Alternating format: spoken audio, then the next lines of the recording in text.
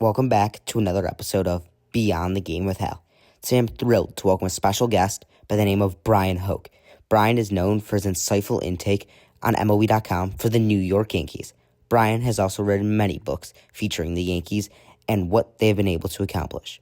You won't want to miss this exciting conversation with one of baseball's greatest reporters, Bryan Hoch. So you started off early in your writing career. You kind of knew you wanted to be a sports writer when you were in high school, just the same age as I am. You started writing about the New York Mets. What pushed you to do that, and why did you start off with that? Yeah, Hal, I'll tell you, we're talking about like the wild, wild west days of the internet. It's back in the 90s, so everybody's on dial-up, and it really wasn't a place to read about baseball. There was a very primitive Yankees.com. There was no Mets.com. MLB.com didn't look the way it does now. So, yeah, I was a diehard. I was 14 years old. I was a high school freshman, and I said, I love baseball. I like writing, and I feel like this is something maybe I can do just for fun, just to say that I tried and to just kind of flex my muscles a little bit. You know, I did a class newspaper when I was in school, so I always had an interest in journalism, but baseball was my real passion. And this is something where, I was 14. Nobody out there knows who you are on the internet. So if you can write, they don't know how old you are. And so it started, I guess today you would call it a blog, but it developed into something more, and it started getting a following, and 100 people are reading, then 1,000 people are reading, then 5,000 people are reading every day, and then before you knew it, I said, "Wow, I'm kind of a writer right now." So I continued doing that throughout high school, and it opened the door to a lot of great opportunities. Right, and you said it really gave you a starting point to build off of, a really good building block that you could show people that, hey, I built this all by myself. How did that help you think, land your job with the MLB? Later down the road, it definitely helped because I was a high school senior, and the Mets reached out to me, and they'd been reading me for 4 years, and they had launched their own Mets.com, I think in 1999, and they were just getting it going. And at one point, Tom Keenan, who was the boss there, reached out to me out of the blue, sent me an email and said, "Hey, we know who you are, and like we're thankful that you're covering our team, and if you want to come to Shea Stadium and work for us as an unpaid intern, then we'd love to have you." And so I thought about that for about 1 second and said, "Yeah."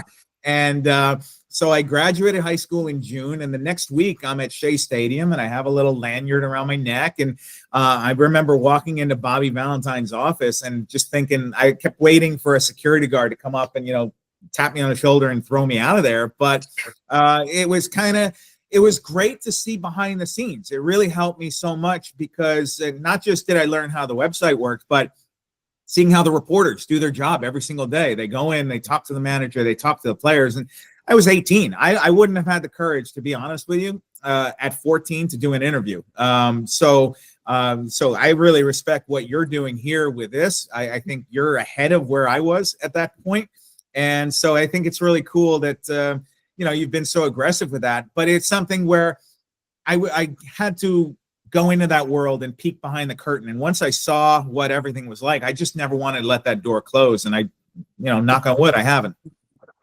Right, and especially starting early, you got to experience the ins and outs of a baseball team really early when most people are just fighting to go to college and having a good time. But then that helped you down the road years later after you're done with college and getting back into in the field of MLB sports writing, and you already knew what it's like, so you got to step ahead on your competition, which also goes for a lot of sports. You got to get the inside scoop because it's just boring if you're saying the same thing that four other writers are saying. And so building connections is really huge with you. And how were you able to build connections with the players that you've been covering for decades now? Yeah, for so many years now. I mean, I've covered the Yankees since 2007. So it's crazy that guys who I covered are coming back as, guest instructors, like an Andy Pettit or a Jorge Posada come into spring training. And it's just like, oh, Nick Swisher was on the '09 Yankees team. But, now these guys are all retired and they're on the outside looking in as the active players, as Aaron Judge is the captain now. And at some point down the road, it's going to go that way for guys like Judge, and they'll be retired too. So it one thing about being a writer here, I started when I was 24 24, I guess. Yeah, 25 years old was my first year on the beat. And so I've really gotten to see a lot of great stuff. The closing of the old stadium, the opening of the new one, the last year of Joe Torre, Joe Girardi's entire managerial time, now Aaron Boone's entire managerial time. And so just by kind of continuing to stay in this role, you've been exposed to so many different personalities. And there's guys I love, there's guys that I didn't like as much. And you really get to learn how to interact with all of them and how to conduct yourself, I think. And, bottom line is in this job, I love baseball. I love going to the ballpark. I love getting paid for it. That's all great. But really what we're here to do is tell stories. And there would be no baseball without the players who are playing it. And so we're here to tell their stories in a lot of ways and to ask the right questions and paint the picture for the fans, because you can't have 50,000 fans come into the clubhouse and ask a question after a game. That's our job here, because we want to get to the bottom of the story that you, the fans at home, want to find out what guys were thinking. Why did this happen? Why this player over that player? Why is this player getting called up? Why isn't this player getting called up? So there's so many stories, and I really feel like baseball is the right avenue to tell them, because it's such a long season. A football season, you get 16 games. This, you have a game every single day. There's a new hero. There's a new GOAT every week. And so it really gives you an opportunity to get to know the players who are in your clubhouse and in that locker room and know them just beyond what they're saying in a 2-second soundbite. Right. And going off of that, how do you make sure that you're not just talking to the players for 20 seconds here, 20 seconds there, but actually building connections with them so that you're going to get the inside scoop and therefore you're going to feel comfortable giving it to you? Yeah, I think obviously you want to do it one-on-one because there's only so much of a relationship you can build in a group setting. And being in New York, there's always a ton of competition. And that's one of the great things about working in New York. It's also one of the drawbacks is that there's 20 people who are trying to get the same story that you are. And so it is a battle every day. I love the competition part of it, but it is hard to carve out that time. And so what I found is very important is traveling with the team on the road. The players, they recognize the same faces, and they know the guys who are just at the home games and the guys who are there for a 3-game series in Kansas City. And that really is more of a more relaxed atmosphere where you can get to know guys and talk to them and, have a one-on-one conversation. And I think another big part of it is you don't always have to have the reporter on. We're not always reporting. Sometimes I want to connect with a guy on a personal level and say, hey, I noticed something from last night's game. What can you tell me about why that happened? And then maybe if he gives you a great answer, you say, that's really interesting. Can I write that down? Can I use that? Or can I? But having those kind of off the record chats is really helpful, I think, because I'm not always the reporter guy with a microphone in your face. I mean, at some point we're just people and we want to connect and just talk about, place you went to lunch, or, what do you like to do in the city, or like, how are the wife, how's the kids, that kind of stuff. I think that goes a long way in building that connection and that trust.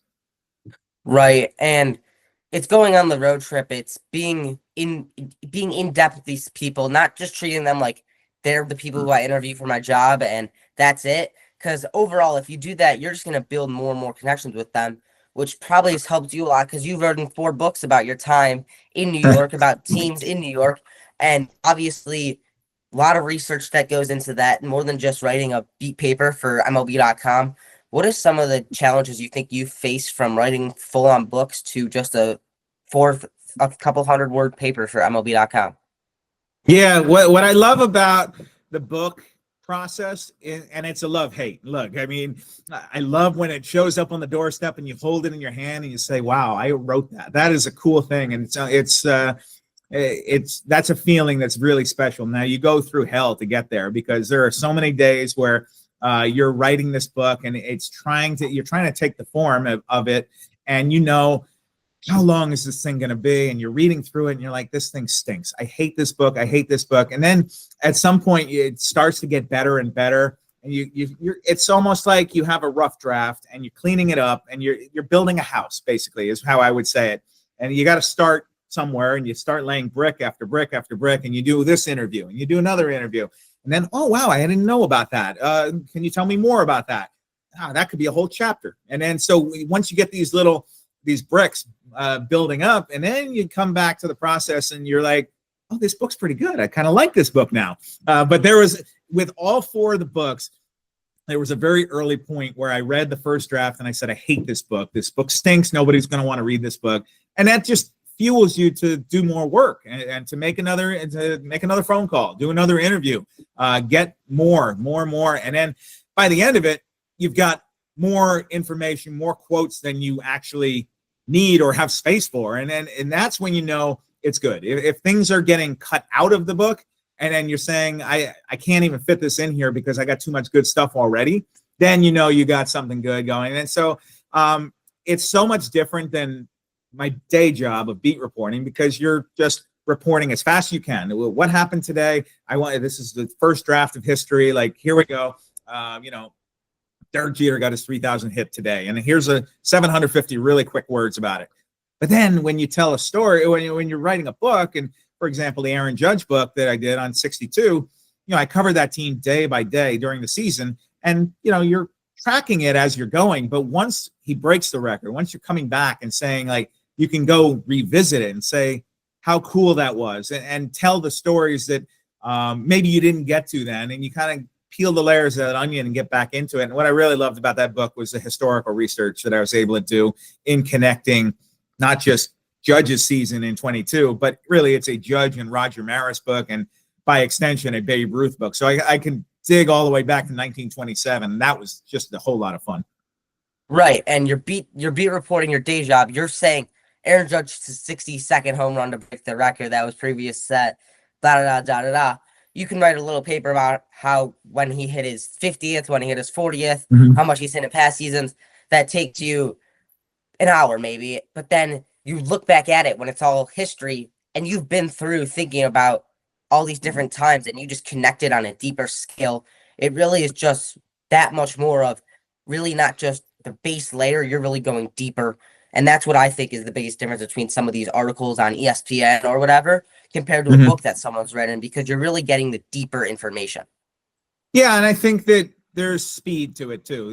If you're writing for ESPN or MLB.com, speed is very important. We want to get that up as fast as possible when something newsworthy happens. But when you're writing a book, you have time on your side. And so I can actually do 10 or 20 interviews on the same event, let's say, whereas, Judge's 62nd is a perfect example. We were in Texas for that one, and he broke the record. And sure, we did the interview room, and we talked to as many people as we could. But I think if I went back and looked at my story from that night, there's probably 3 or 4 voices in it, which is, generally what you're going to get.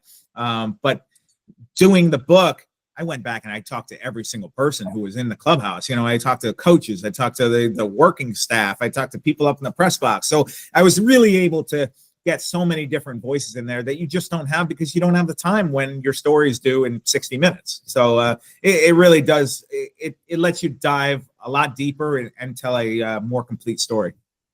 Right. And most of the time for a book, you're not writing it for ESPN, where there's people who are saying you need to get it done in an hour and you just have blank amount of words. And you're just like rushing to get it done and getting the best information possible in the little time. Yes, you have people who are editing your book and looking over it and producing it for you, but you're basically on your own timeline of when you want to do an interview, when you want to write, and stuff like that. So it gives you a little bit more freedom to get it the way that you almost want it to be. Absolutely. And you slave over every page of that book. And so I think that people don't want to read a book on their phones. I know people probably do it with their Kindle, but I think what you see right behind you there, that's the right format to read a book. And you want to hold it in your hands and you want to read it start to finish. And you just can't do that on a phone. And so I think that it's a different audience for sure. A lot of people just want quick bites, 400, 500 words. I want to read this in 2 minutes. Tell me what's going on. And there's definitely a place for that. That's huge. I mean, our attention spans are definitely shorter now in the TikTok generation than even just a few years ago. But I do think there's always going to be a place for long form journalism. I hope there is, because I've written 4 books and I'd like to write another one. So as long as people are still buying books and interested in reading them, I'd like to keep writing them. Right. And then you've written 4 different books. What has your idea been to write the books? Why have you wanted to write them? And how did that idea of writing a book on that singular season or a team or a few players actually come to life? Yeah, the first book really fell into my lap. I was very fortunate with that. A publisher reached out to me, and prior to that, it had kind of been like something I'd always wanted to do, but I didn't really have an idea of how it was going to happen. It was kind of like skydiving to me. It's kind of like, yeah, I'd like to do that someday, but I don't really have a plan to do it. And so a publisher reached out to me and asked me if I would be interested in writing a book. And this was back in 2017, I think, when the baby bombers were coming up. And so you had Judge and you had Gary Sanchez and Luis Severino. And I think initially, if I remember right, they asked me to do a Judge book. And I kind of thought about it and I said, he hasn't really done anything yet. Yeah, he's been good for 3-4 months here, but there's not a whole book to be written here. So why don't we do a wider picture here? Why don't I zoom out a little bit and we can talk about this baby bomber movement and kind of the passing of the torch from Jeter to Judge, because I've been there for all of it. And so that was a much better book idea, I thought, than just focusing on one player. And so that was an experience. I think I learned a lot by writing that book. I was proud of the final outcome there, and certainly was able to work my sources and talk to as many people as I could to kind of paint that picture of how do you transition from the Jeter era where there's so much winning and he was such an iconic player. And now you really have to turn the page and rebuild your team while trying to stay competitive. So that was kind of that book. And then after that, we're coming up on 2019, and it was the 10-year anniversary of the 09 Yankees. And so Mark Feinsand and I, who were both on the beat, that year, he was with the New York Daily News, and now he's at MLB.com with me. So I was kicking this around, and I said, what if we talk to the 09 Yankees 10 years later? Because the Yankees still haven't won a World Series, and we might get some stories that we couldn't tell in 09. Maybe things that guys would tell us now that they wouldn't tell us in 09 when it was going on. And I was absolutely right, because we got so many fun stories out of that team because guys were retired then. They kind of missed the old gang, and it was I was like, hey, did you guys know about this party or this and this? Or did you know when Jay-Z came in the clubhouse? And I was like, no, why didn't you tell us this in 09? I mean, they couldn't. But, so, we did, stories about the pool parties and all the wild nights they had as a championship team in 09. And so that's probably the most fun book I've written, was Mission 27. I mean, we knew the ending. We knew the team was going to win the World Series, which made it easy. But to see how much had changed in 10 years. I mean, 2009 was a year, I don't even think they had iPhones. I mean, Uber didn't exist. Instagram didn't exist. Like, it was a different world. And so to kind of go back and turn the clock back into that was a lot of fun. The third book was the Bronx Zoom, and that was when we were in the pandemic year.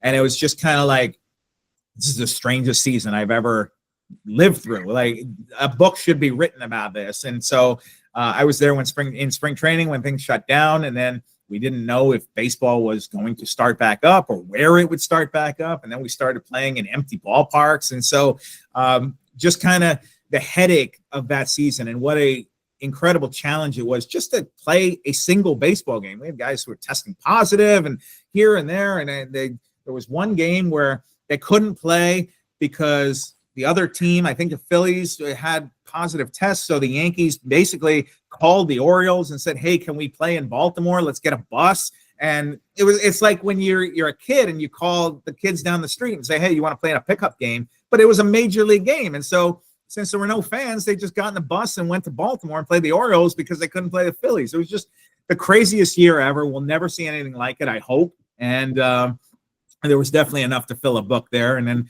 we talked about 62, the Aaron Judge book. And so 4 very different books. I'm proud of them all. All are just they have things I love. There's probably a few things I would go back and change in a few of them, but that's just part of it. At some point you can't keep editing. You got to just send it off into the world. Right. And for you writing so many different books and so many times, you obviously got to promote the books and speak on it. You've gone on radio shows, TV shows. What are your preparations to speak and promote your books that way? The good part of it is, I think that in my day job, I'm doing a lot of the radio stuff anyway. So I'm comfortable on camera. I'm comfortable doing this talk with you right now. So that this part is easy. And the hard part is really writing the book. And I think that the biggest challenge of when you're doing a book tour is the publishers line up all right, hey, you've got Albany and and then Richmond, Virginia, and then West Palm Beach wants to talk to you at 9 o'clock. All right, fine, that's fine. It's just kind of keeping it organized, remembering, oh shoot, I got a call in like 10 minutes. I gotta be on the radio right now in Wichita. And then I think that it's trying to continue to sound interesting even when you're telling the same story for the 9th time, because look, not everybody is going to hear me the first, second, or third times. Not everybody's listening to the radio or watching TV when I'm on. Like I realize that. And so I think that that's the part of it, is you are selling yourself. You want to tell somebody, hey, this is a book that is interesting. I think you should read this book. I want you to buy this book. And I think you have to remember, you have every call is an opportunity, whether you're talking to, a major radio station in New York or a very small radio station somewhere else. Is somebody out there is going to hear this and might be interested in what you're saying. So make it good and try to be lively, even if you've done 9 of these already today and you just want to take a nap. And so, but it's part of it. And once you get to it and the book is on the shelves and people are reading it and sending you notes and saying how much they enjoy it, that's when it really pays off. Right. And you never know who's listening to the radio or the TV television. You could be doing a major New York radio and no one that is relevant is listening to it. But then you do a small radio station in one of the Dakotas and someone's in Dakota listening to your radio and they reach out to you for another opportunity. So it's just bringing the same energy no matter who you're talking to, because you don't know if someone's connected to someone or if they have a friend who does this. So it's just really bringing the same attitude and treating each one as if it was the first one of the kind that you're doing. And then Totally. What are some of your big selling points to get someone to read your book? A lot of times you got to give away the stories. You gotta tease them a little bit, and you don't want to give away everything, but you want to tell somebody a fun story. Like for example, what I just dropped on you from the '09 Yankees book about that pool party where the guys were in their suits at A-Rod's rented mansion there, and then they eventually wound up all jumping into the pool with their suits on, and this wild kind of drunken pool party that they had. And this was what it was like to be behind the scenes. It was like an Animal House in a lot of ways. And so that's just one anecdote there from the story. And Dave Robertson, who got so mad because Alex bought him a suit and they were all trying to push him in the pool, and he didn't want to ruin his suit because he was a rookie and it was the most expensive suit he owned. And they eventually pushed him in and he got so mad about it. And that's in the book there. And so just fun stuff like that. If somebody hears that and they say, oh, wow, I like the Yankees. I want to hear more stories like that about the Yankees. And maybe they'll go out and buy the book. So that's kind of the stuff you need to come up with there. I try to have 5 or 10 just ready to go that I can lean on and, be able to tell that story and keep you interested. Right. And it's expanding on details and really knowing what you're talking about. You have to know your books. You wrote the book, so you're not going to get any facts wrong. I hope that you're not telling anybody wrong information on the air, which brings me to my next point is, if you could write an article on any player in sports right now, sit down with anybody one-on-one, who do you think that player or manager or coach would be? Wow, that is a tough question. I'm not going to pick a Yankee, believe it or not, just because I've been covering them for long enough here. I find the first thought that came to my mind is Shohei Ohtani. I find him fascinating. Just everything he does is incredible. I think he's one of the we're going to look back in history and say this is one of the greatest athletes of our generation, not just baseball players, but any sport, just what he's doing. I mean, Babe Ruth literally didn't even do what he's doing right now. I know Ruth pitched and he hit, but not the way Shohei's doing it. And so I think that he's so secretive. He's closed off in a lot of ways. I would think that is a dream interview for sure. I'm sure if you gave me a little bit longer, I'd think of some other names there, but that's the first one that comes to my mind. He's such a mystery to me in so many ways. And even though we all know a lot about him, I don't think we have the whole story.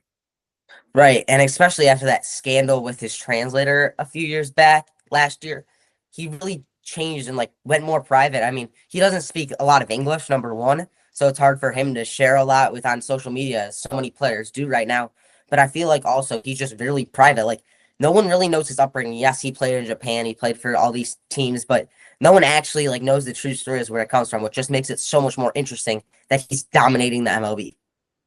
Yeah, no, he's so much fun to watch, and whether he's pitching or hitting, I mean, you don't go to the bathroom, you don't go to the concession stand when he's at the plate. So anytime he's on the field, you are definitely paying attention. And even just last year in the World Series, that was the at bat you didn't want to miss. You wanted to really lock in every time he was up there because you knew something special might happen. And so even though he didn't have a great World Series there, what a phenomenal athlete. And his English is actually much better than you might think there, because I was at the baseball writers dinner when he accepted his Rookie of the Year award and then his MVP, and he gave a speech in full English. So I know he's worked hard on it, and it's very impressive. But it's not surprising that he's great at that too. And once he sets his mind to it, he makes it happen. If he could hit and pitch at a top level in the MLB, I have no doubt that he could speak a second or third language. No doubt. Another thing for you is you've covered a few World Series and big playoff runs. What is it like covering the biggest stage in baseball? It's great. It's what you want as a journalist. You want people to be interested in what you're doing, right? And that's why we're doing this, and to be able to communicate it to a much larger audience than you have on a day in June or July is awesome. And that's one of the things about covering the Yankees, is that even when they're not winning, there's so much fan interest in them that every season, every game is like a one game season. I feel like in New York, if they lose yesterday, you got people calling up the radio stations and saying this guy's got to get fired, or that guy's got to get fired, or you got to get rid of this player.